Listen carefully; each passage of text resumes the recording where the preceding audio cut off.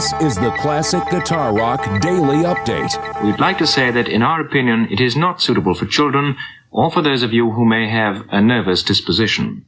Exclusively on ESPN Plus, UFC 313, Saturday. Reigning light heavyweight champion Alex Pereira defends his title against #1 contender Magomed Ankalaev, and an explosive lightweight bout between Justin Gaethje and Rafael Pazzi. UFC 313, Saturday at 10 p.m. Eastern. Buy it on ESPNplus.com/PPV.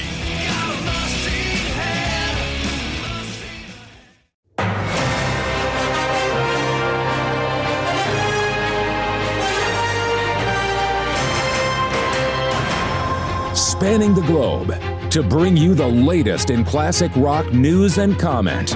It's the Classic Guitar Rock Daily Update with your host, Jeremy Lunnan. We just got to make sure that there's a copy for the attorneys. That's all I'm saying. That's okay. It's Friday, and that means it's time for a Friday edition of the Classic Guitar Rock Daily Update. And I come to you with my hat in my hand, figuratively, not literally, because I'm having a bad hair day, so I'm not going to take my hat off.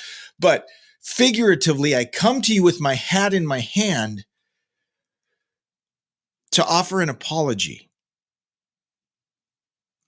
I owe you, the viewers at home, an apology. And I've waited too long, because I should have done this yesterday. So the day before yesterday, or earlier this week, I can't remember. And Marlon, thank you for checking in.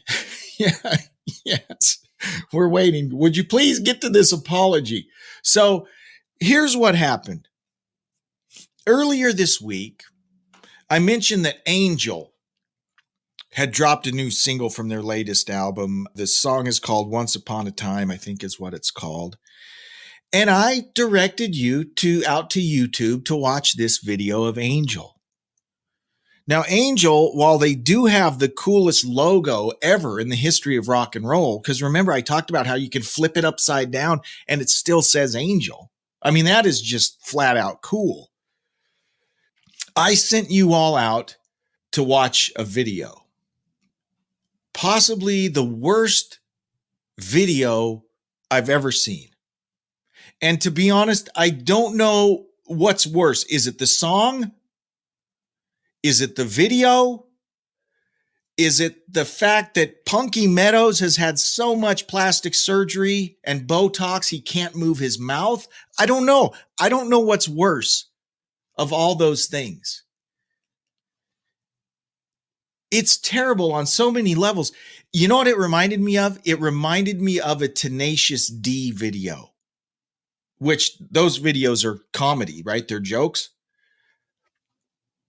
This video was just really bad. It was really bad.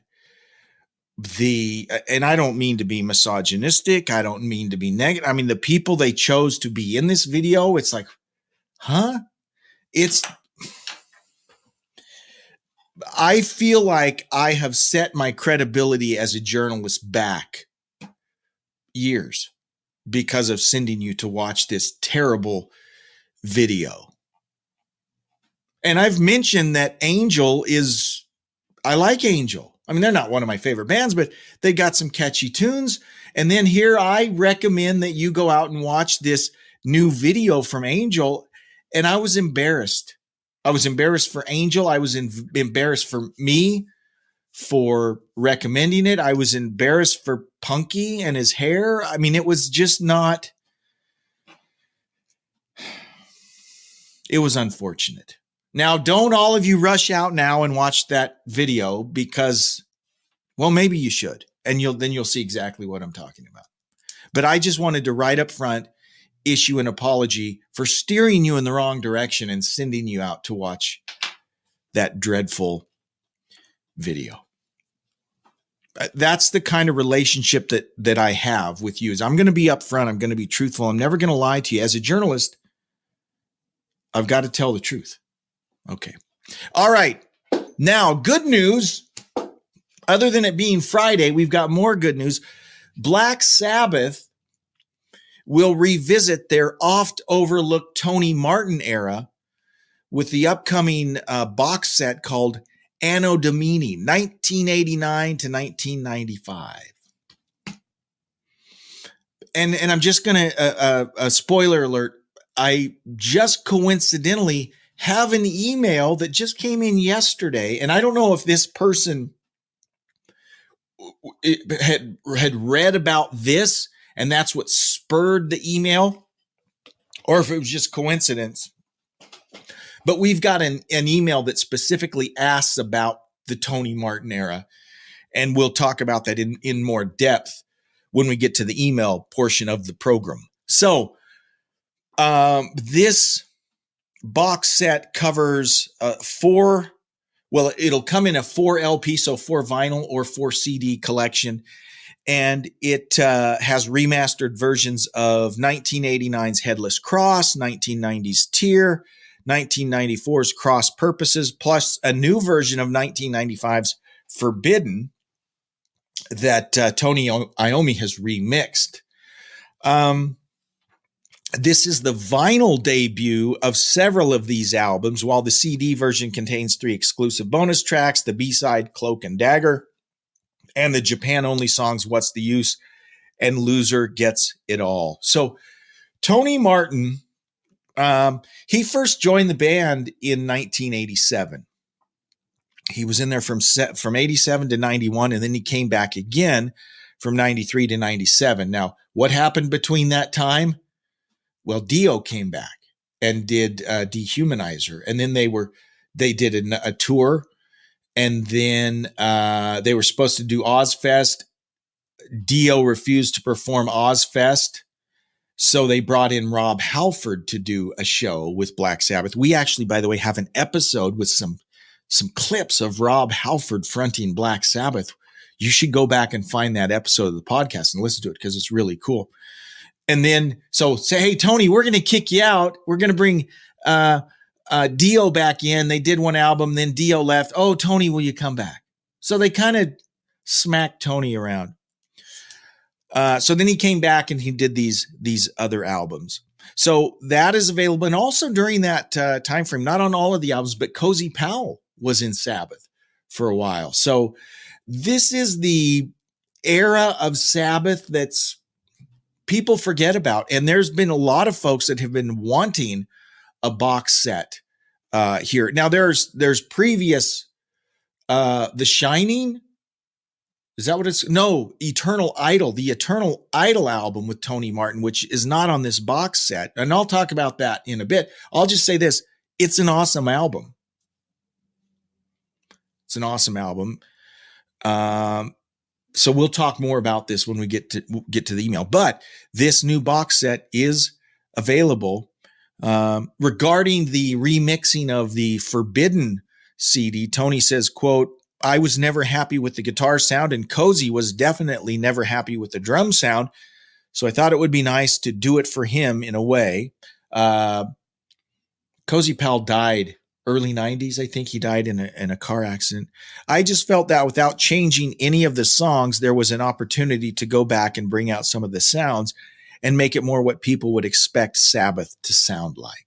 Okay, so for those diehard Sabbath fans who've been chomping at the bit for a Tony Martin era box set, here you go. Go check it out. Speaking of new box sets, new albums, new commemorative ways for fat guys in their basement to spend their money, I won't mention any names. In commemoration of the 50th anniversary of their landmark album, Get Your Wings, Aerosmith has announced the release of a limited edition vinyl out on May 17th. Limited numbers, 1 through 1974, to honor the year of the album's release. The collector's item is pressed on 180-gram custom-colored gold sparkle vinyl, housed in an embossed gold foil jacket.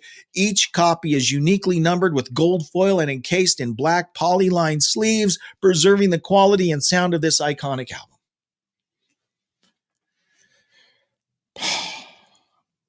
Hey, if you want to buy it, that's great.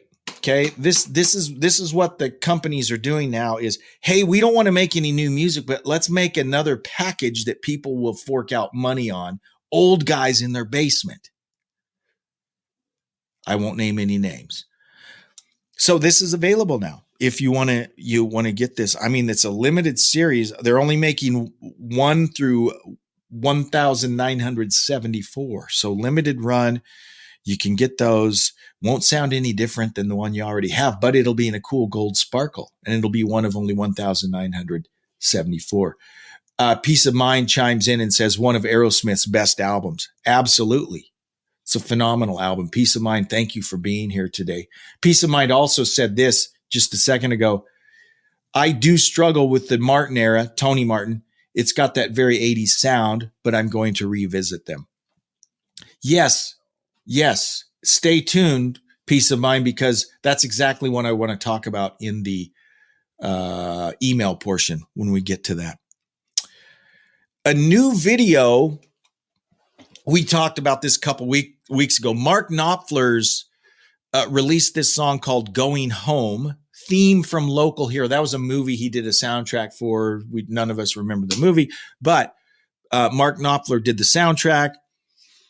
And what they've done is they've re-released this song with more than 60 artists helping out. This is all for a charity. It's all for charity. It's all to raise money. And if I was a real journalist, I would have the actual foundation that it benefits, but I didn't get it. But Knopfler recruited famous pals for the update of his song originally written for the 83 movie Local Hero. We've already mentioned the biggies, right? Clapton, Frampton, David Gilmour, Bruce Springsteen, and Slash. But I am going to read you the entire list of the artists that are on this one song. Okay? It's kind of like an updated version of We Are the World or Band-Aid or Hearing Aid or the Three Stooges, whatever. It's an updated version of that. Here, listen to this name of people, right?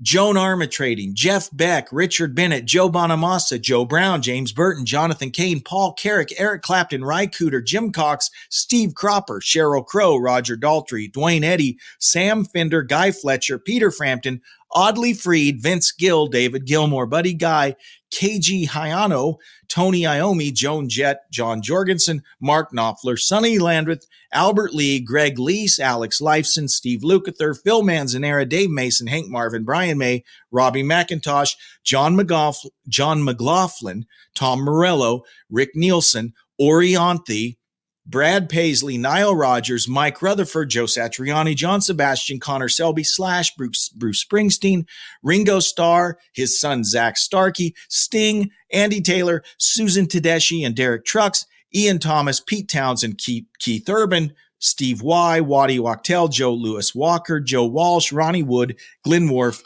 and Zucchero. Whew. Holy cow. How do you get so many people on one song? That'll be awesome. It's crazy. From the steaming pile of poop file, you know what that means. We're going to talk about the Rock and Roll Hall of Fame. Ozzy Osbourne admits his pending nomination for the Rock and Roll Hall of Fame weighs heavily on his mind. He's already inducted as a member of Sabbath, but now he's being inducted as a solo artist, which this should have happened years ago too.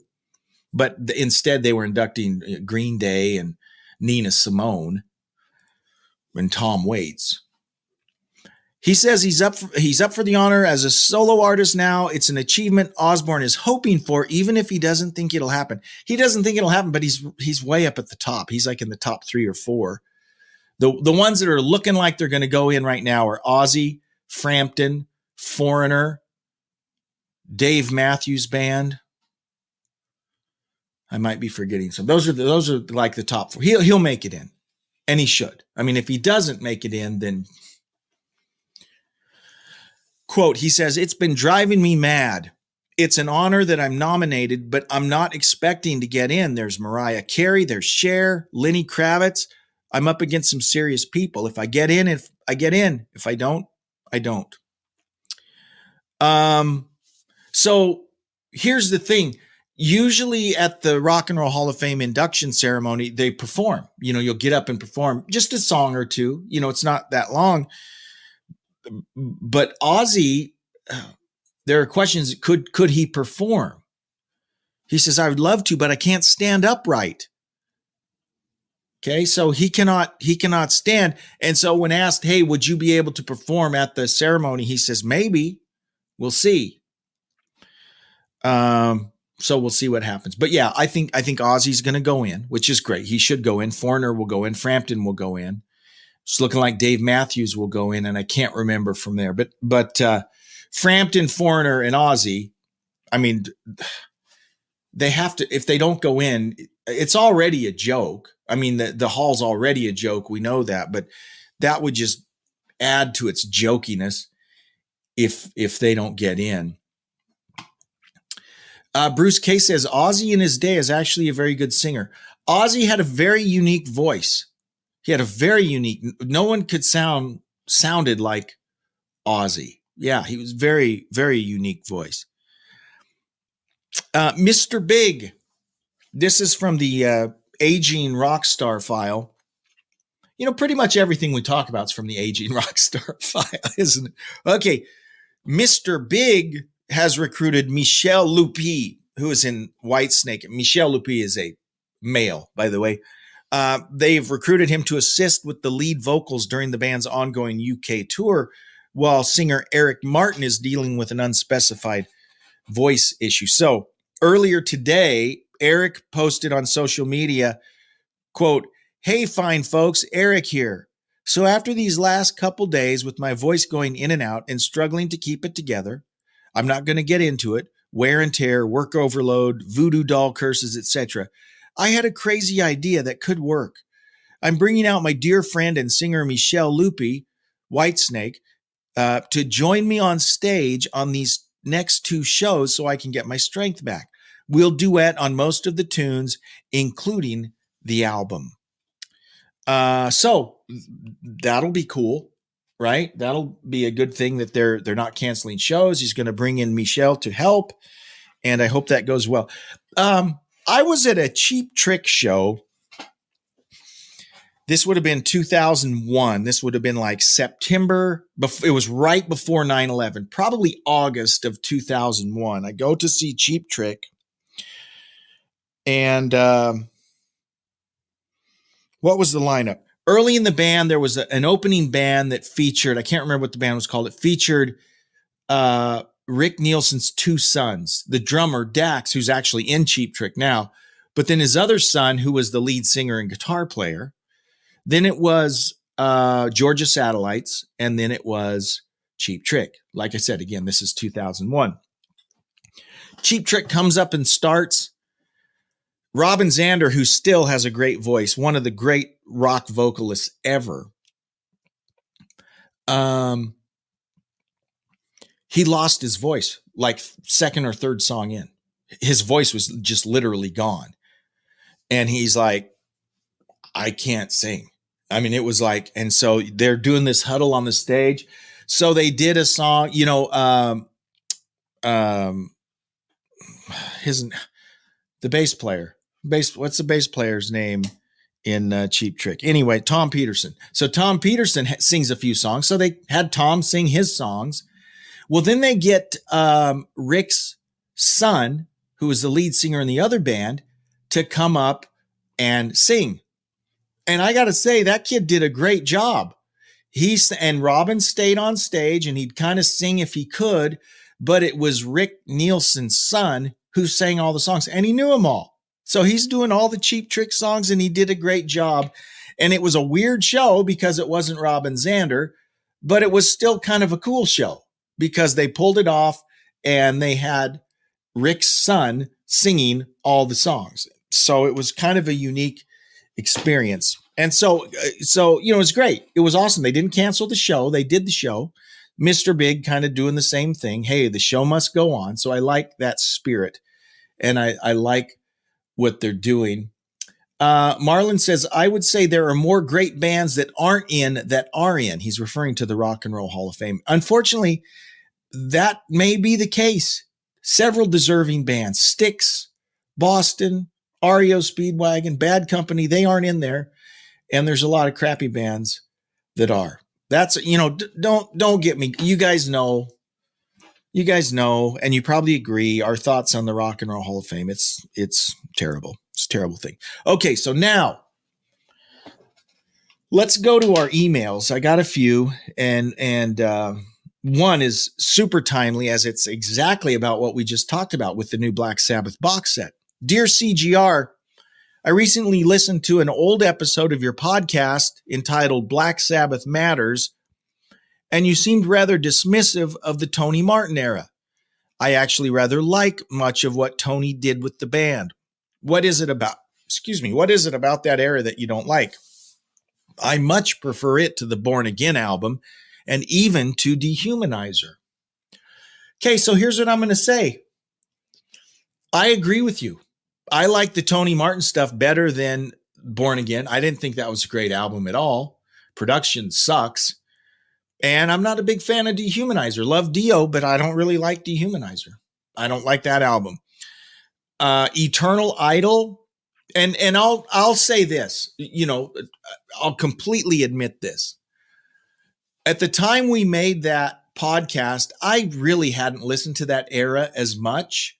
I'd heard a little, I'd seen some stuff on YouTube, and I wasn't really a big fan. But I will say this. As I've spent time, particularly with Eternal Idol and Headless Cross, those are good albums. I like them. I do like them. Here's the rub. It's a very different sound than Sabbath. Okay. And that is part of the time in which they were recorded, the time in which they were produced. They were a victim of the time. Late 80s, early 90s, that the production sound wasn't great. It did not sound like Sabbath. Just like Seventh Star, remember that was supposed to be Iommi's solo album, but then at the last minute they made him call it a Black Sabbath album. Well, no wonder it doesn't sound like Sabbath. It wasn't meant to be a Sabbath album. Even that is a pretty good album. Seventh Star, Eternal Idol. I mean, Eternal Idol is, I would way rather listen to Eternal Idol than like Never Say Die. I mean, that's better than some of the classic albums, Greg F., he's talking about Tony Martin. He says, me too. I discovered them later. Tony is a great singer, and he is a great singer, very talented guy.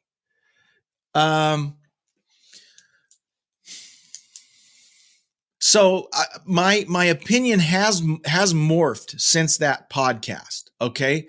Now, Tear, Forbidden, not as much into those, but I'm not going to say they're bad. There's still some good stuff on there. I would say of the Tony Martin stuff, Eternal Idol is just a really good album, front to back. Production wise, like I said, it sounds different than Sabbath. Headless Cross, same way. Here's one of the things that gets me about, I don't want to go into a whole, I could talk an hour about this.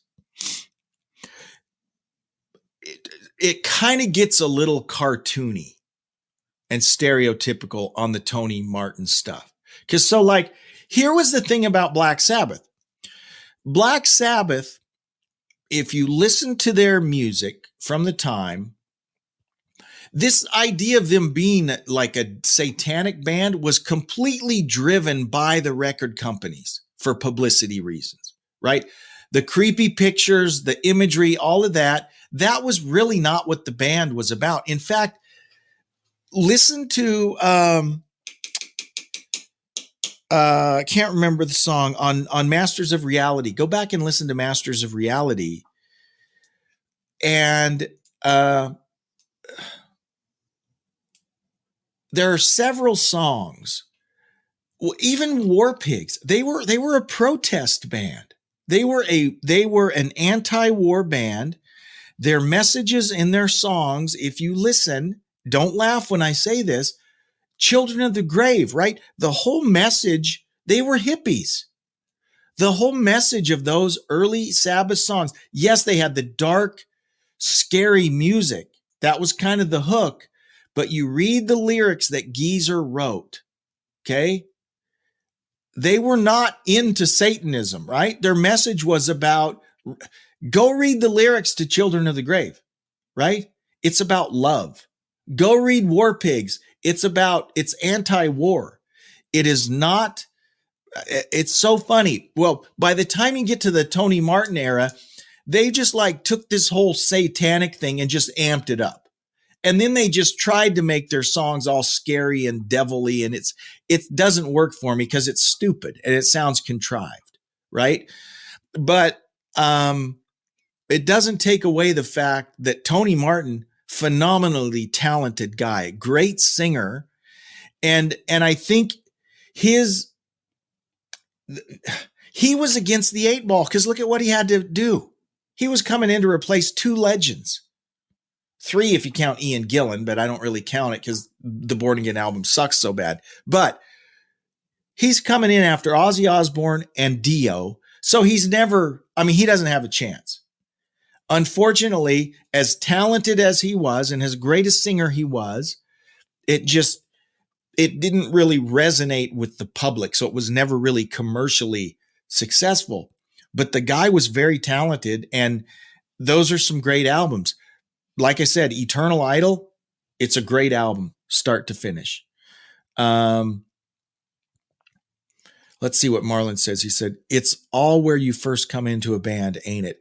And, Marlon, that's a very good point. And that's the thing that gets lost in this a lot of time is music in general by its very nature is subjective, right? I've been arguing with Judas Priest fans the last 2 weeks. I say argue. I'm been having spirited debates with Judas Priest fans. And you know what it comes down to? It comes down to just what you said. It depends on where you first come into a band. If the first Sabbath album you heard was Mob Rules, then the Dio era is your Sabbath. If the first Sabbath album you heard was an Ozzy album, it's got to be Ozzy. If there might be people that their entry point was Tony Martin, and that might be the stuff they like the best, and that's okay. It's all subjective. It's all subjective. Greg F says, finally someone agrees with me on the Born Again album. It's complete trash. It is complete trash. Yeah. From the cover all the way through. Of course, that whole story of Ian Gillan joining the band is even a joke. I mean, it's just funny how it all worked out. But so yes, my thoughts have kind of morphed a little bit on Tony Martin. So I would just say this. There are some gems in that Tony Martin era. Eternal Idol, which is not part of the new box set, by the way. But Headless Cross is solid too. Tear, again, there's some good stuff there. Forbidden, probably to me, the weakest of them, but even that is okay. That's the one that they're going to remaster because the production is pretty dreadful on that. But, if you're a fan of the Tony Martin era, it's probably a good thing for you to check out this box set. Marlon says, those people that think the mid-'80s Rush is the best. Oh, Marlon, you're exactly right. I'm on a lot of the Rush discussion boards, and they're talking about Power Windows being Rush's best album. It's subjective, so I won't make fun of them, but behind their backs, I make fun of them. Totally. Yeah, but it's the same thing. It's when you begin to listen to a band, that's your era of the band. And I get that. And that's, to be honest, that's part of the fun. It's part of the fun. Hopefully you have a favorite era of your band, but you're also able to at least appreciate the other eras of the band as well. Okay, now, I got 3 emails, guys. So let me read you another one. Jeremy, hang on, our station today, gas station fountain drinks, our sponsor for the day. All right. Jeremy, I've been listening to the podcast from the beginning and I'm a regular listener to the daily update now too. Don't really have a question. I'm just emailing because you are always asking people to email you. LOL. Hope this finds you doing well. Your fan in the UK, Julia. Julia, thank you so much for checking in. Thanks for the email. By the way, the email address, classicguitarrock@mail.com. I'd love to hear from any of you. Now, this one, I intentionally have not thought about this. I saw this, copied and pasted right before we started. So I have tried not to think about this. Here's the subject line. Don't think, just answer. Here's what the email says. Favorite album, favorite band, favorite song. From Doug Faber. Favorite album. Right now, I'm going to say my favorite album is 2112 by Rush. Right now, at this moment. First album I thought of. My favorite band... Actually, right now, the band that jumps out, because I've been in a kick right now, Judas Priest. Okay. Favorite song. Okay, here's the song I've been listening to a lot lately. Children of the Sea. Black Sabbath. Isn't that fascinating? My favorite album was Rush. My favorite band was Judas Priest. My favorite song was Black Sabbath. But this could all change tomorrow. That's a great question to ask yourself. Is your favorite album, your favorite band, your favorite song? Is it all from the same band? That's pretty crazy. Rock Dog says, "Hey, I like mid-'80s Rush." Hey, I do too. And I don't mean to disparage the mid-'80s Rush. I'm just saying my favorite Rush album is 2112. But my second favorite's Moving Pictures. That's early 80s, right?